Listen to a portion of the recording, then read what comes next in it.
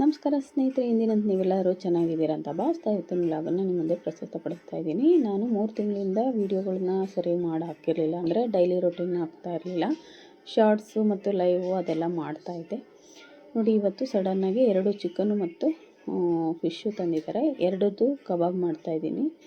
ಇದು ಫಿಶ್ ಕಬಾಬಿಗೆ ಎಲ್ಲ ರೆಡಿ ಮಾಡಿ ಇಟ್ಕೊಂಡಿದ್ದೀನಿ.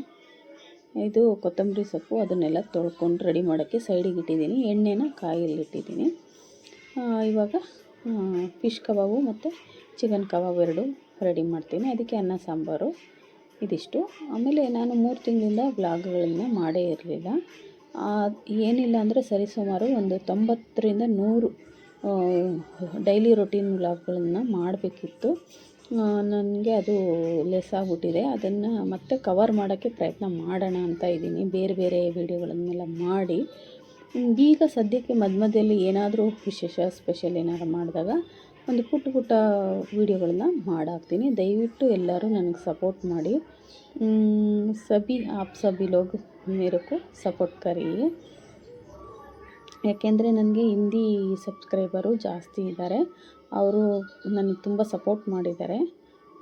ನಾನು ತುಂಬ ಖುಷಿ ಪಡ್ತೀನಿ. ಯಾಕೆಂದರೆ ನನಗೆ ಕನ್ನಡ ಸಬ್ಸ್ಕ್ರೈಬರ್ಗಿಂತ ಹಿಂದಿ ಸಬ್ಸ್ಕ್ರೈಬರು ಜಾಸ್ತಿ ಇದ್ದಾರೆ.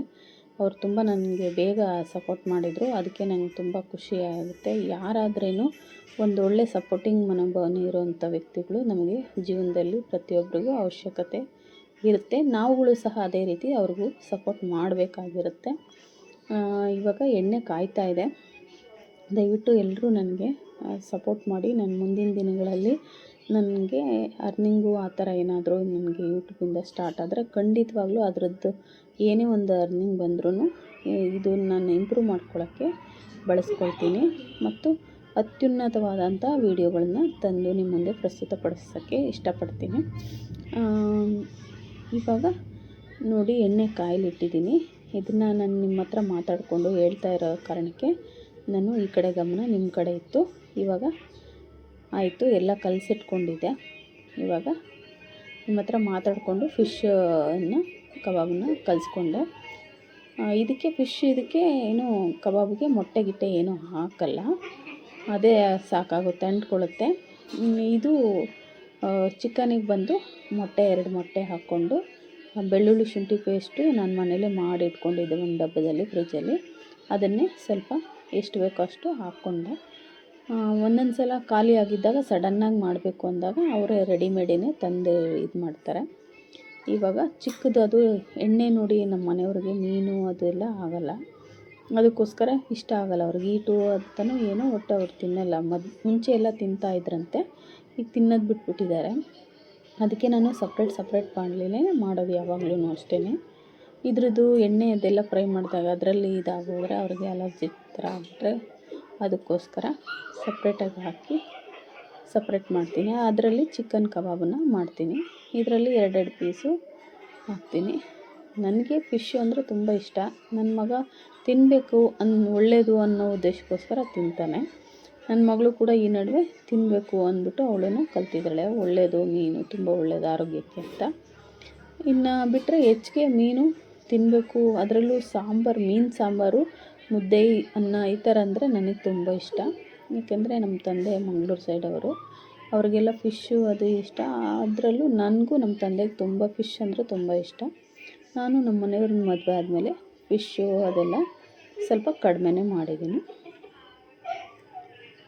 ಒಂದು ಕಡೆ ಇದು ಹಾಕ್ತಾಯಿದೆ ಎಣ್ಣೆ. ಅದು ಸ್ವಲ್ಪ ಇದಾದ ತಕ್ಷಣ ಈಗ ಚಿಕನ್ ಕಬಾಬನ್ನು ಹಾಕ್ಕೊಳ್ಳೋಕ್ಕೆ ರೆಡಿ ಮಾಡ್ಕೊಂಡಿದ್ದೀನಿ. ಆಲ್ರೆಡಿ ಕಲಸಿಟ್ಬಿಟ್ಟಿದ್ದೀನಿ. ಅದು ಈಗ ಹಾಕ್ತಾಯಿದ್ದೀನಿ.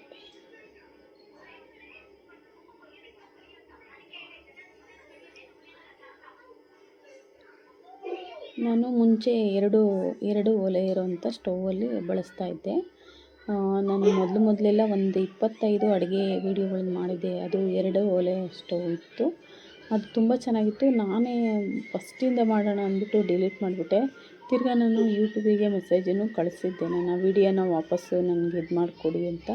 ಮತ್ತೆ ನಾನು ಅದು ಬರಲಿಲ್ಲ. ಅದಕ್ಕೆ ನಾನು ತಲೆ ಕೆಡಿಸ್ಕೊಳಕ್ಕೆ ಹೋಗಲಿಲ್ಲ.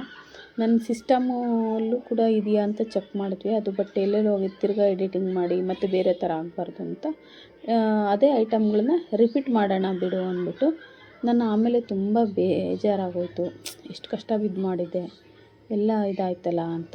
ನಾನೇ ಮಾಡಿದ್ದು, ಅದಕ್ಕೇ ಒಂದು ಸಲ ಯೋಚನೆ ಮಾಡಬೇಕಿತ್ತು ಅಂತ ಆವಾಗ ಅನ್ನಿಸ್ತು. ನಾನೀಗ ಮೀನನ್ನು ತಿರುಗಿಸಿ ಹಾಕ್ತಾಯಿದ್ದೀನಿ. ಒಂದು ಸೈಡು ಚಿಕನ್ ಕಬಾಬು ಬೇಯ್ತಾ ಇದೆ.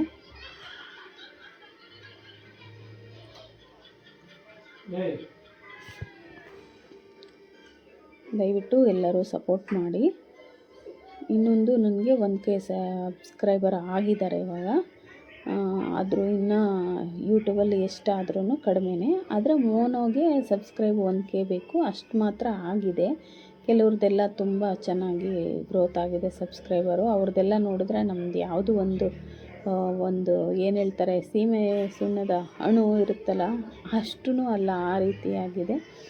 ಆದರೂ ಇಷ್ಟು ಮಾಡಿರೋದು ಒಂದು ಖುಷಿ ವಿಚಾರ. ಇಷ್ಟ ಆಗಿದೆಯಲ್ಲ ಅದು ಒಂದು ಖುಷಿ ಪಡ್ಬೋ ವಿಚಾರ ಯೂಟ್ಯೂಬಲ್ಲಿ ಬಂದು. ಏಕೆಂದರೆ ನಾನು ಸುಮಾರು ವರ್ಷಗಳ ಹಿಂದೆ ಬೇರೆ ಒಂದು ಇದರಲ್ಲಿ ಚಾನಲ್ ಮಾಡಿ ಬಿಟ್ಬಿಟ್ಟಿದ್ದೆ. ಅವಾಗ ತುಂಬ ನೋಡ್ತಾ ಇದ್ದೆ, ನನಗೆ ಆಗ್ತಾ ಇರಲಿಲ್ಲ ಏನಪ್ಪ ಅಂತ. ಅದ್ರ ಬಗ್ಗೆ ನನಗೆ ಅವಾಗ ತಿಳುವಳಿಕೆನೂ ಅಷ್ಟು ಕಡಿಮೆನೇ ಇತ್ತು. ಇವಾಗ ಇದು ತುಂಬ ಚೆನ್ನಾಗಿ ಇದ್ರ ಬಗ್ಗೆ ಗೊತ್ತಾಗಿದೆ ನನಗೆ. ಇವಾಗ ನನಗೆ ಸಿಕ್ಕಿರೋಂಥ ಸಬ್ಸ್ಕ್ರೈಬರ್ ಆಗಲಿ ಅಥವಾ ನನ್ನ ಚಾನಲ್ನ ವಾಚ್ ಮಾಡೋವಂಥ ಪ್ರೇಕ್ಷಕರಾಗಲಿ ನನಗೆ ಸಲಹೆ ಸಜೆಷನ್ ಅವ್ರುಗಳಿಂದನೇ ನಾನು ಸುಮಾರು ಕಲ್ತಿದ್ದೀನಿ. ಅವರಿಂದನೇ ನಾನು ಸುಮಾರು ಇಂಪ್ರೂವ್ ಮಾಡಿಕೊಂಡು ಈಗ ಇಲ್ಲಿವರೆಗೂ 1K ಮೇಲೆ ಆಗಿದ್ದಾರೆ ಸಬ್ಸ್ಕ್ರೈಬರು. ಇನ್ನು WH ಕಂಪ್ಲೀಟ್ ಆಗಿಲ್ಲ, ಮೋನೋ ಎಲ್ಲ ಆಗಬೇಕು. ಆದಮೇಲೆ ಒಂದು ಖುಷಿ ಪಡೋ ವಿಚಾರ ಆಗುತ್ತೆ. ಯಾಕೆಂದರೆ ನಾನು ಯಾರಿಗೂ ನಾನು ಬೆಂಬಲವಾಗಿ ಅಥವಾ ನಾನು ಹೊರೆ ಆಗಿರೋದು ನನಗೂ ಇಷ್ಟ ಇಲ್ಲ. ನನ್ನ ಒಂದು ಸಂಪಾದನೆ ಒಂದು ಯೂಟ್ಯೂಬ್ ಅನುಗ್ರಹದಿಂದ ಆಗುತ್ತೆ ಅಂದರೆ ನನಗೆ ತುಂಬ ಖುಷಿ ಕೊಡೋ ವಿಚಾರ. ಇನ್ನೊಂದು ಯೂಟ್ಯೂಬ್ ಅಂತ ಪ್ಲ್ಯಾಟ್ಫಾರಮು ನಮ್ಮಂಥ ಮಹಿಳೆಯರಿಗೆ ತುಂಬ ಒಳ್ಳೆಯ ಪ್ಲ್ಯಾಟ್ಫಾರಮು.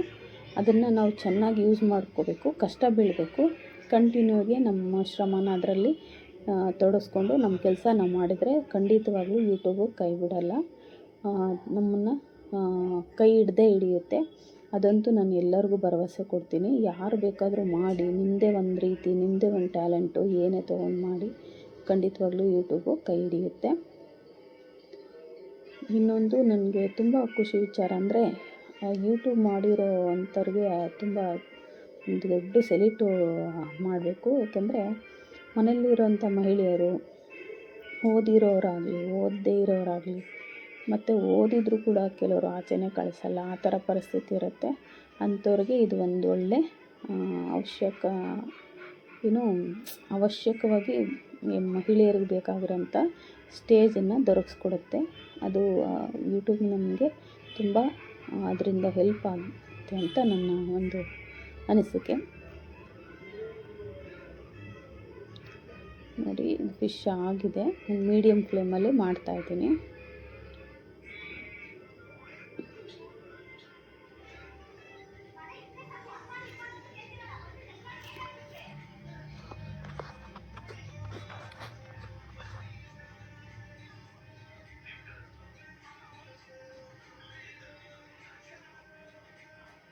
ಅದು ಸ್ವಲ್ಪ ಬೇಯಬೇಕು. ಚೆನ್ನಾಗಿ ಬೆಂದ ನಂತರ ನಾನು ಮೀಡಿಯಮ್ ಫ್ಲೇಮಲ್ಲಿ ಇಟ್ಟಿದ್ದೀನಿ. ಯಾಕೆಂದರೆ ಒಂದು ಸ್ವಲ್ಪ ಆ ಕಡೆ ಹೋಗಿ ನಮ್ಮ ಮನೆಯವ್ರಿಗೆ ಅದು ಚಿಕನ್ದಾಗಲಿ ಏನಾಗಲಿ ಕೊಡೋದು, ಮತ್ತು ಬೇರೆ ಏನೇನೋ ಕೇಳ್ತಾ ಇರ್ತಾರೆ, ಅದೆಲ್ಲ ಕೊಡೋಕ್ಕೆ ಹೋಗೋದು ಮಾಡ್ತೀನಲ್ಲ ಮೀಡಿಯಮಾಗಿ.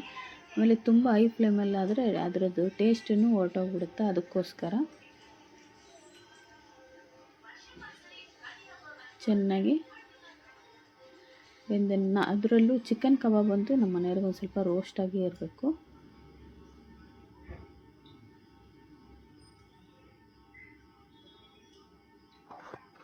ಆಲ್ಮೋಸ್ಟ್ ಫಿಶ್ ಆಗ್ತಾಯಿದೆ. ಇದು ತುಂಬ ಚಿಕ್ಕದಾಗಿದೆ ಬಾಣಲಿ, ಅದಕ್ಕೋಸ್ಕರ 2 3 ಮೀಡಿಯಮ್ ಸೈಜು ಆ ಥರ ಎಲ್ಲ ನೋಡಿ ಹಾಕ್ಕೊಂಡು ಫ್ರೈ ಮಾಡ್ತಾಯಿದ್ದೀನಿ. ಅದು ಕಬಾಬ್ಗೆ ನನ್ನ ಒಂದು ಹಳೆ ಬಾಣಲಿ. ನನ್ನ ಹತ್ರ ಸುಮಾರು ಬಾಣಲಿಗಳು ಚಿಕ್ಕ ಸೈಜಿಂದ ದೊಡ್ಡ ಸೈಜ್ವರೆಗೂ ತುಂಬ ಬಾಣಲಿಗಳಿದೆ. ಬಟ್ ಆದರೆ ನನಗೆ ಅದು ಬೇಗ ಆಗಬೇಕು ಅಂದರೆ ಇದನ್ನು ತೆಳುವಾಗಿರುತ್ತೆ, ಆ ಕಡೆ ಇಟ್ಟಿದ್ದೀನಲ್ವ, ಆ ಬಾಣಲಿ ತುಂಬ ತೆಳುವಾಗಿರುತ್ತೆ, ಅದನ್ನು ಹಾಕಿ ಮಾಡ್ತೀನಿ. ಸ್ವಲ್ಪ ಪರವಾಗಿಲ್ಲ ಮೀಡಿಯಮಾಗಿ ಮಾಡೋಣ ಅಂದರೆ ಒಂದು ತಿಕ್ ಬಾಣಲಿ ಇದೆ, ಅದರಲ್ಲಿ ಮಾಡ್ತೀನಿ. ಫ್ರೈಗಳೆಲ್ಲ ಅದರಲ್ಲೇ ಜಾಸ್ತಿ ಮಾಡೋದು. ಮನೆ ಯೂಸ್ಗೆ ಬೇರೆ ಪ್ರೊಫೆಷ್ನಲ್ ಬಾಣಲಿಗಳ ಬೇರೆದಕ್ಕೋಸ್ಕರನೂ ನಾನು ತೊಗೊಂಡು ಇಟ್ಕೊಂಡಿದ್ದೆ. ಲಾಕ್ಡೌನ್ ಟೈಮಲ್ಲಿ ಬೇರೆ ಒಂದು ಬಿಸ್ನೆಸ್ ಮಾಡ್ತಾಯಿದ್ವಿ, ಆವಾಗ ಅದಕ್ಕೋಸ್ಕರ ತೊಗೊಂಡಿದ್ದೆ. ಈಗ ಅದು ಯೂಸ್ ಮಾಡಲ್ಲ, ಎತ್ತಿಟ್ಬಿಟ್ಟಿದ್ದೀನಿ. ಆದರೂ ಅದು ಬರುತ್ತೆ, ಯಾವುದಾದ್ರೂ ಒಂದು ಟೈಮಿಗೆ ಬರುತ್ತೆ ಅಂದ್ಬಿಟ್ಟು ಇಟ್ಟಿದ್ದೀನಿ. ನಾನು ಒಂದು ಸಲ ತೋರಿಸ್ತೀನಿ ಅದನ್ನೆಲ್ಲ.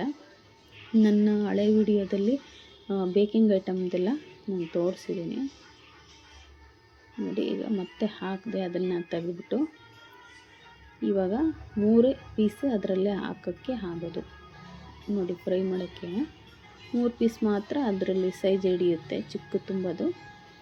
ಅದರಲ್ಲಿ ನಾನು ದೊಡ್ಡ ಪೀಸ್ಗಳೇ ಅದಕ್ಕೆ ಹಾಕಿದ್ದೀನಿ, ಮುಳುಗೋ ಥರ ಮಾಡಿ. ನಮ್ಮ ಮನೆಯವ್ರಿಗೆ ಒಂದು ಸ್ವಲ್ಪ ಕಬಾಬು ಚೆನ್ನಾಗಿ ರೋಸ್ಟ್ ಆಗಬೇಕು, ಆ ಥರ ಅವ್ರಿಗೆ ಫ್ರೈ ಮಾಡಿ ಕೊಡಬೇಕು.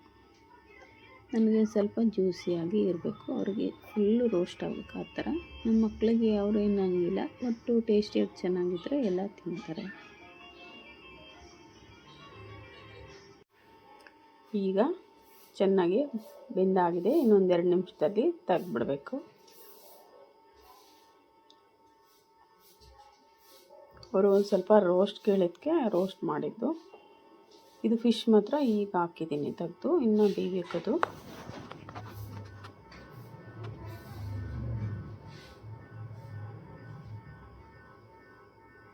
ಚಿಕನ್ನು 1-2 ನಿಮಿಷದಲ್ಲೇ ಆಗೋಗುತ್ತೆ. ಆಲ್ಮೋಸ್ಟ್ ಆಗಿದೆ ಅನ್ಕೋತೀನಿ, ಆಗಿದೆ. ಇವಾಗ ಎಲ್ಲ ಮಿಕ್ಸ್ ಮಾಡಿ ಇನ್ನೊಂದು ಸಲ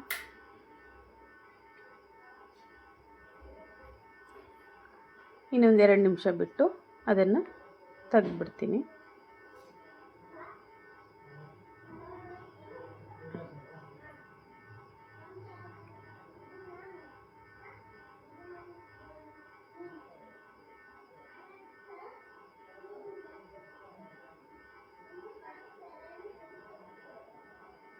ಅದು ಮೇಲಿರೋ ಭಾಗ ಅಷ್ಟು ಇದಾಗಿರಲ್ಲ, ಬೆಂದಿರಲ್ಲ. ಕೆಳಗೆ ಅಡಿಗಿರೋದು ಚೆನ್ನಾಗಿ ಎಣ್ಣೆ ಇದಕ್ಕೆ ಚೆನ್ನಾಗಿ ಬೆಂದಿರುತ್ತೆ. ಅದಕ್ಕೆ ಈಗ ಅದನ್ನು ಕಬಾಬನ್ನ ತಿರುಗಿಸಿ ಹಾಕಿದ್ದೀನಿ ಇನ್ನೊಂದು ಟ್ರಿಪ್ಪು. ತುಂಬ ಏನಿಲ್ಲ, ಒಂದು 5 ನಿಮಿಷ ಕಾಲ ಬಿಟ್ಬಿಟ್ಟು ತೆಗೆದ್ರೆ ಆಯಿತು. ಎಲ್ಲ ಈಕ್ವಲಾಗಿ ಇದಾಗುತ್ತೆ. ಯಾಕೆಂದರೆ ಎಣ್ಣೆ ಮುಳುಗೋವರೆಗೂ ಹಾಕಿರ್ತೀವಲ್ಲ, ಎಣ್ಣೆ ಬಿಸಿ ಇರುತ್ತಲ್ಲ ಅಲ್ಲಿವರೆಗೂ ಆಗಿರುತ್ತೆ. ಒಂದು ಸೆಂಟ್ರ್ ಭಾಗ ಮಾತ್ರ ಒಂದು ಸ್ವಲ್ಪ ಬೆಂದಿರಲ್ಲ, ಅದು ಭಾಗನ ಬೇಯಿಸೋಕ್ಕೋಸ್ಕರ ತಿರುಗಿಸಿ ಹಾಕಿ ಇನ್ನೊಂದು ಸೈಡ್ ಒಳಗಡೆಯಿಂದ ನೀಟಾಗಿ ಬೇಯಲಿ ಅಂತ ಥರ ಒಂದು 5 ನಿಮಿಷ ಚೆನ್ನಾಗಿ ಬೆಂದ ನಂತರ ಅದನ್ನು ತೆಗೆದ್ಬಿಡ್ಬೋದು. ಏನೇ ಪದಾರ್ಥ ಆದರೂ, ಚಿಕನ್ ಆಗಲಿ ಇನ್ನೊಂದಾಗಲಿ, ನಾವು ಚೆನ್ನಾಗಿ ಬೇಯಿಸಿ ಮಾಡಿ ತಿಂದ್ರೇ ಒಳ್ಳೆಯದು. ಆರೋಗ್ಯಕ್ಕೂ ನಮಗೇನು ಪ್ರೋಟೀನ್ ಬೇಕೋ ಅದು ಸಿಗುತ್ತೆ. ಮತ್ತು ಯಾವುದೇ ಒಂದು ಈಗ ಕೆಲವೊಂದು ಸಂದರ್ಭಗಳಲ್ಲಿ ಈ ಮಾಂಸಾಹಾರಗಳನ್ನು ಚೆನ್ನಾಗಿ ಹುರಿದು ಕರೆದು ಫ್ರೈ ಮಾಡಿ ನಾವು ಚೆನ್ನಾಗಿ ಬೇಯಿಸಿ ತಿನ್ನಬೇಕಾಗುತ್ತೆ. ಆ ಕಾರಣಕ್ಕೋಸ್ಕರ ನಮ್ಮ ಮನೆಯವರು ತುಂಬ ರೋಸ್ಟ್ ಮಾಡಬೇಕು, ರೋಸ್ಟ್ ಮಾಡಿದ ಮೇಲೆ ತಿನ್ನೋದು. ಯಾವುದೇ ಒಂದು ಸ್ಪ್ರೆಡ್ ಆಗಬಾರ್ದು ಏನೇ ಇದ್ರೂ ಅಂತ. ಅದೂ ಕೆಲವೊಂದು ಸಲ ನಮ್ಗೆ ಗೊತ್ತೇ ಆಗೋಲ್ಲ ಯಾವುದರಿಂದ ನಮ್ಗೆ ಏನಾದರೂ ಇದಾಗುತ್ತಾ ಬಿಡುತ್ತಾ ಅಂತ. ಹಂಗಾಗಿ ನಾವು ಚೆನ್ನಾಗಿ ಬೇಯಿಸಿ ಮಾಡಿ ಆಹಾರನ ತಿನ್ನಬೇಕಾಗುತ್ತೆ. ನಮ್ಮ ಕಡೆ ಎಲ್ಲ ನಮ್ಮ ಇಂಡಿಯನ್ ಕಲ್ಚರಲ್ಲಿ ಚೆನ್ನಾಗಿ ಬೇಯಿಸಿ ಮಾಡಿನೇ ತಿನ್ನೋದು. ವೆಸ್ಟರ್ನ್ ಕಲ್ಚರಲ್ಲೆಲ್ಲ ಅವರು ಆಹಾರ ಅರ್ಧವಾಗಿ ಬೇಯಿಸಿ ಮಾಡ್ತಾರೆ. ನಮ್ಮಗಳಲ್ಲೆಲ್ಲ ಒಂದು ಉಪಹಾರ ಆಗಲಿ ಏನೇ ಆಗಲಿ ತೊಗೊಂಡ್ರೂ ಚೆನ್ನಾಗಿ ಬೇಯಿಸಿ ಮಾಡಿ ತಗೊಳ್ಬೇಕಾಗುತ್ತೆ. ಇಲ್ಲಿ ಸಿಸ್ಟಮ್ ಕೂಡ ಆಗಿದೆ. ಅದು ನಮ್ಮ ಭಾರತದ ಏನು ಕಲ್ಚರ್ ಇದೆಯಲ್ಲ ಎಲ್ಲ ಕೂಡ ಒಬ್ಬ ಮನುಷ್ಯನಿಗೆ ಆರೋಗ್ಯಕ್ಕೆ ಏನು ಬೇಕೋ ಆ ರೀತಿಯೇ ಪ್ರತಿಯೊಂದು ಆಹಾರ ಪದ್ಧತಿನೇ ಆಗಲಿ, ಈ ಒಂದು ಉಡುಪಾಗಲಿ ಏನೇ ಆಗಲಿ ಮಾಡಿರೋವಂಥದ್ದು. ಅದಕ್ಕೋಸ್ಕರ ನಾನು ನೋಡಿ ಇವಾಗ ಅದು ಬೇಯ್ತಾ ಇದೆ. ಅಲ್ಲಿವರೆಗೂ ನಾನು ನಿಮಗೆ ಕೆಲವು ವಿಚಾರ ಹೇಳೋಣ ಅಂದ್ಕೊಂಡಿದ್ದೀನಿ. ಏನಂದರೆ, ಈ ಹಕ್ಕಿ ಜ್ವರ ಎಲ್ಲ ಬಂದಾಗ ಯಾಕೆ ಇದನ್ನು ಹೇಳ್ತಾ ಇದ್ದೀನಿ ಅಂದರೆ, ಅದೇ ತುಂಬ ರೋಸ್ಟ್ ಮಾಡಬೇಕು ಅಂತ ನಮ್ಮ ಮನೆಯವ್ರು ಹೇಳಿದ್ರಲ್ಲ. ಈಗ ನೋಡಿ ಇದನ್ನು ತೆಗಿತೀನಿ ನಾನು. ತೆಗೆದ್ಬಿಟ್ಟು ಇನ್ನೂ ಒಂದು ಅರ್ಧ ಭಾಗ ಇದೆ, ಅದನ್ನು ಮತ್ತೆ ಪುನಃ ಹಾಕ್ತೀನಿ. ಇದನ್ನು ಚೆನ್ನಾಗೀಗ ನೋಡಿ ರೋಸ್ಟ್ ಆಗಿದೆ, ತೆಗೆದ್ಬಿಡ್ತೀನಿ. ಇವಾಗ ಇದನ್ನು ತೆಗೆದ್ಬಿಟ್ಟು ಮತ್ತೆ ವಿಷಯಕ್ಕೆ ಬರ್ತೀನಿ.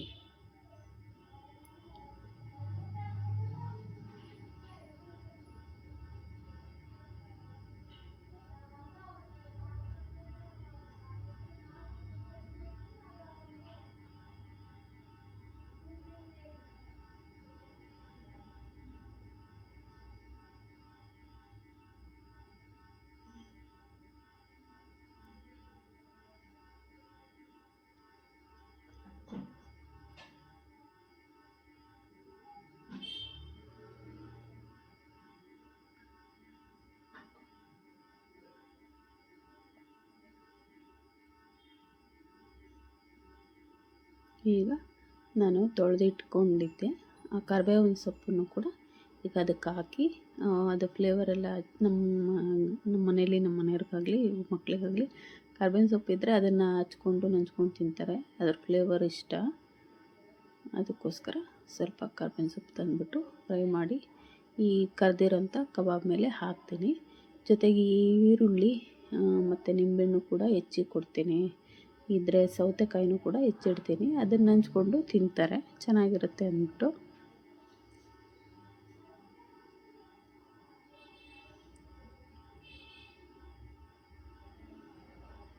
ಅದನ್ನು ಕರಿಬೇವಿನ ಸೊಪ್ಪು ಎಲೆನ ಬಿಡಿಸ್ಕೊಂಡೆ. ಈಗ ನೋಡಿ ಇಷ್ಟು ಹಾಕಿದ್ದೀನಿ. ನೀಟಾಗಿ ಅದು ಚೆನ್ನಾಗಿ ಫ್ರೈ ಆದಮೇಲೆ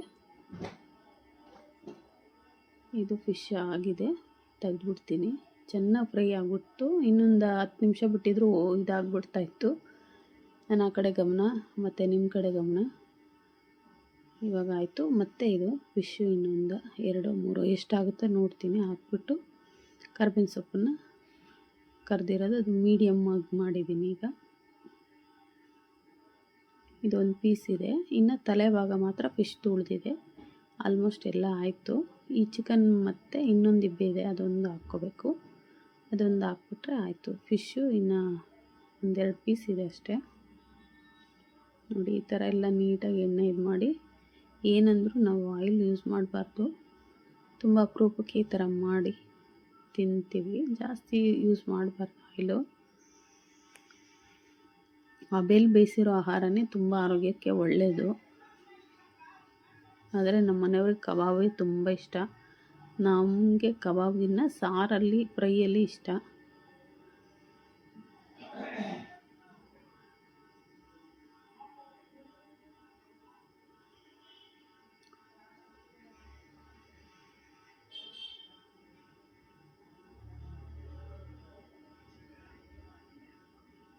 ಈಗ ಇನ್ನು ಮಿಕ್ಕಿರುವಂಥ ಚಿಕನ್ನ ಹಾಕ್ತಾಯಿದ್ದೀನಿ. ಇವತ್ತು ಸ್ವಲ್ಪ ಮೀಡಿಯಮ್ಮಾಗೆ ತಂದಿದ್ರು, ಕಬಾಬಿಗೆ ಮಾತ್ರ ಸಾಕು ಅಂತ. ಸಾರು ಫ್ರೈ ಮತ್ತು ಕಬಾಬ್ ಮಾಡಬೇಕಂದ್ರೆ ಸ್ವಲ್ಪ ಜಾಸ್ತಿ ತರ್ತಾರೆ. ನಾನು ಮುಂಚೆ ಎಲ್ಲ ಮನೆಯಲ್ಲೇ ಕಬಾಬ್ ಪುಡಿನ ಮಾಡ್ಕೊಳ್ತಾಯಿದ್ದೆ. ಇವಾಗ ನನಗೆ ಟೈಮು ಸಿಗ್ತಾಯಿಲ್ಲ, ಬೇರೆ ಕೆಲಸಗಳು, ಇದು ಎಡಿಟಿಂಗು ಅಂತ. ಅದಕ್ಕೋಸ್ಕರ ಇನ್ನೊಂದೆರಡು ಪೀಸ್ಗಳಿದೆ, ಅದನ್ನು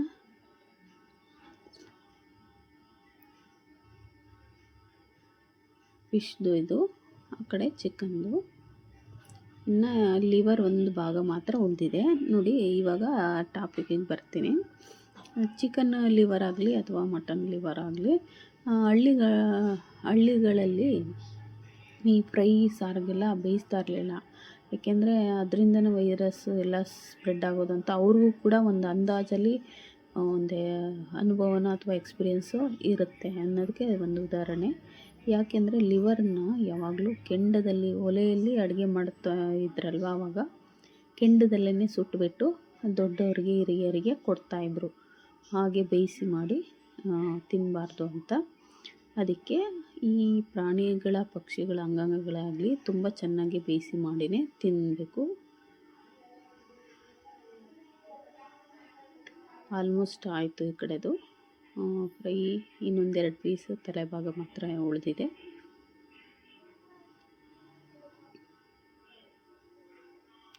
ಸ್ನೇಹಿತರೆ, ನನಗೆ ಇನ್ನು ಮುಂದೆ ಎಲ್ಲರೂ ಸಪೋರ್ಟ್ ಮಾಡಿ. ಇಷ್ಟು ದಿನವೂ ನೀವೆಲ್ಲ ಸಪೋರ್ಟ್ ಮಾಡಿದ್ದೀರಾ. ಇದರಿಂದನೇ ನಾನು ಇಲ್ಲಿವರೆಗೂ ಬರೋಕ್ಕೆ ಸಾಧ್ಯ ಆಗಿದ್ದು. ನನಗೆ 1K ಸಬ್ ಆಗಿ ತುಂಬ ಖುಷಿ ಕೊಟ್ಟಿದೆ.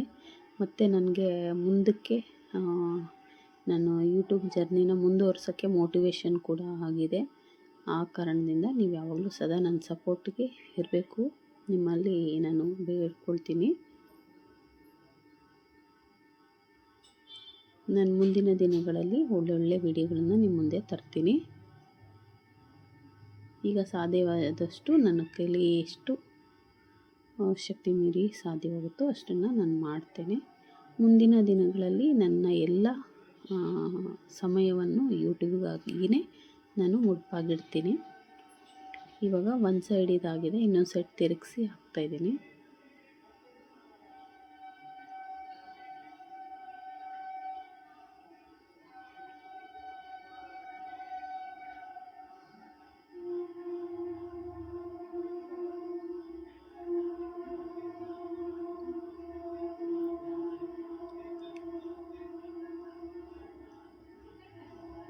ನನಗೂ ತುಂಬ ಆಸೆ ಇದೆ ಸ್ನೇಹಿತರೆ, ತುಂಬ ಒಳ್ಳೆ ವಿಡಿಯೋಗಳು ಇನ್ನೂ ತುಂಬ ಅಂದರೆ ತುಂಬ ಚೆನ್ನಾಗಿ ಮಾಡಬೇಕು ಅಂತ. ಆದರೆ ಎಲ್ಲವನ್ನೂ ಮಾಡಬೇಕು ಅಂದರೆ ನಮಗೆ ಹಣದ ಅವಶ್ಯಕತೆ ತುಂಬ ಇರುತ್ತೆ. ಹಾಗಾಗಿ ಇರೋದ್ರಲ್ಲಿ ನಿಮಗೆ ಏನು ಎಷ್ಟು ಆಗುತ್ತೋ ಅಷ್ಟು ಸಾಧ್ಯವೋ ನಾನು ವಿಡಿಯೋ ಮಾಡಿ ಹಾಕ್ತಾಯಿದ್ದೀನಿ. ದಯವಿಟ್ಟು ನಿಮ್ಮ ಸಪೋರ್ಟ್ ಇಷ್ಟು ದಿನ ಏನು ಮಾಡಿದ್ದೀರಲ್ಲ, ಆದರೆ ನೆಕ್ಸ್ಟು ಮುಂದೆನೂ ಕೂಡ ಅದೇ ರೀತಿ ನನಗೆ ಸಪೋರ್ಟ್ ಮಾಡಿ.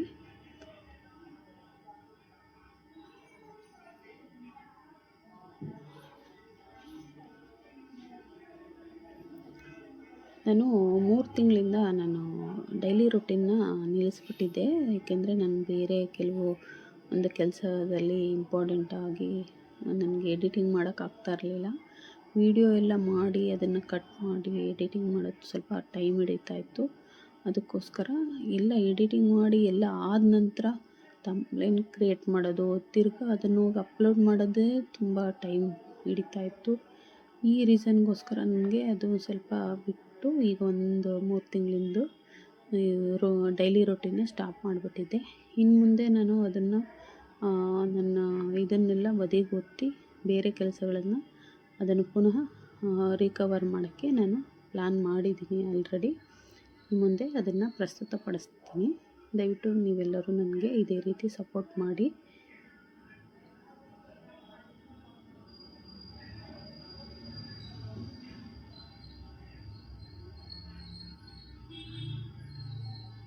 ನಾನು ಆಲ್ರೆಡಿ ಅನ್ನ ಮತ್ತು ಗೊಜ್ಜು ಮಾಡಿಟ್ಟಿದ್ದೆ.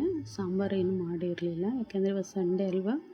ಒಂದೊಂದು ಸಲ ಸಾಂಬಾರೇ ಮಾಡಿಬಿಡು ಅಂದರೆ ಸಾಂಬಾರು ಮೀನ್ಸ್ ಸಾರು ಮಾಡು, ಚಿಕನ್ ಸಾರು ಅಥವಾ ಏನೋ ಬೇರೆ ಮಾಡಿ ದಾಲ್ ಮಾಡಿ ಫ್ರೈ ಈ ಥರ ಒಂದು ಪ್ಲಾನ್ ಇತ್ತು. ಅದಕ್ಕೋಸ್ಕರ ನಾನು ಗೊಜ್ಜು ಮಾಡಿದ್ದೆ, ಟೊಮೆಟೊ ಗೊಜ್ಜು. ಅದು ಅದೇ ಸಾಕು ಅಂದರು. ಇದು ಪೂರ ಕಬಾಬ್ ಮಾಡಿಬಿಡು, ನಿಮಗೆ ಫಿಶ್ ಕಬಾಬ್ ಮಾಡ್ಕೊ ಅಂತ ಹಾಗೆ ಮಾಡಿದೆ ನಾನು.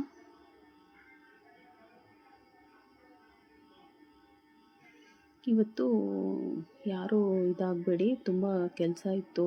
ಕೆಲಸದ ಒತ್ತಡದಲ್ಲಿ ನಾನು ಪೂರ ಹಾಗೆ ಯಾವುದನ್ನು ಕಟ್ ಮಾಡಿಲ್ಲ. ಹೇಗೆ ಮಾಡಿದ್ದನೋ ಅಷ್ಟನ್ನು ಹಾಗೆ ನಿಮ್ಮ ಮುಂದೆ ಪ್ರಸ್ತುತಪಡಿಸ್ತಿದ್ದೀನಿ. ದಯವಿಟ್ಟು ಯಾರು ನೋಡ್ತಾ ಇದ್ದೀರಾ ಎಲ್ಲರೂ ನನಗೆ ಸಪೋರ್ಟ್ ಮಾಡಿ. ಯಾವುದಕ್ಕೂ ಹೇಗೆ ಏನು ಅಂತ ನನಗೆ ಕಮೆಂಟ್ ಹಾಕಿ.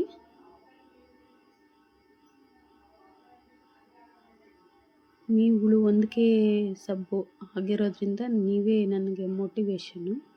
ನನ್ನ ಮುಂದೆ ಯೂಟ್ಯೂಬ್ ಜರ್ನಿನ ಮುಂದುವರ್ಸೋಕ್ಕೆ ನನಗದು ಮೋಟಿವೇಶನ್ ಆಗಿದೆ. ಖಂಡಿತ ನಾನು ಇನ್ಯಾವುದೇ ಕಾರಣಕ್ಕೂ ಯೂಟ್ಯೂಬ್ ಬಿಡಲ್ಲ. ಇದನ್ನು ಎಷ್ಟೇ ಕಷ್ಟ ಆಗಲಿ ನಾನು ಮುಂದುವರ್ಸ್ಕೊಂಡು ಹೋಗ್ತೀನಿ. ನಿಮ್ಮ ಎಲ್ಲರ ಸಪೋರ್ಟು ಅತ್ಯವಶ್ಯಕ ನನಗೆ ಬೇಕು. ದಯವಿಟ್ಟು ಸಪೋರ್ಟ್ ಮಾಡಿ.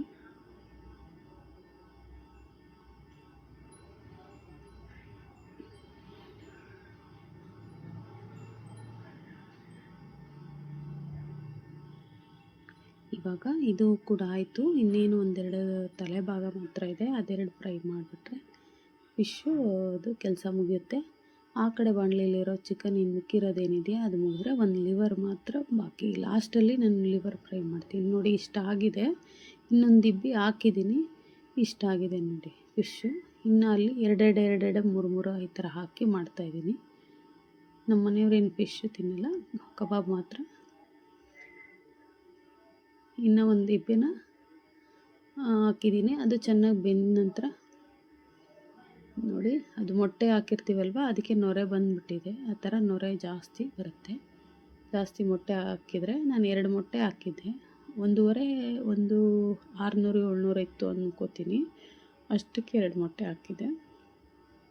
ಇದು ಕೂಡ ಇವಾಗ ಆಯಿತು. ಫಸ್ಟ್ ಟೈಮ್ ನಾವೇನು ಚಿಕನ್ನು ಹಾಕ್ತೀವಲ್ವ ಕಬಾಬ್ ಮಾಡೋಕ್ಕೆ, ಆವಾಗ ಎಣ್ಣೆ ಒಂದು ಸ್ವಲ್ಪ ಅಷ್ಟೊಂದು ಕಾದಿರಲ್ಲ, ಮೀಡಿಯಮ್ ಆಗಿ ಕಾದಿರುತ್ತಲ್ವ. ಹಾಗಾಗಿ ಅದು ಒಂದು ಸ್ವಲ್ಪ ಟೈಮ್ ತೊಗೊಳುತ್ತೆ. 2ನೇ ಟ್ರಿಪ್ಪಲ್ಲಿ ಹಾಕಿದಾಗ ಬೇಗ ಆಗುತ್ತೆ, ಯಾಕೆಂದರೆ ತುಂಬಾ ಕಾದಿರುತ್ತೆ. ಬಿಸಿ ಆಗಿ ಎಣ್ಣೆ ತುಂಬ ಕಾದಿರುತ್ತೆ. ಆವಾಗ ಸೆಕೆಂಡ್ ಟೈಮ್ ಹಾಕಿದಾಗ ತುಂಬ ಬೇಗನೆ ಕಬಾಬು ಆಗಿಬಿಡುತ್ತೆ.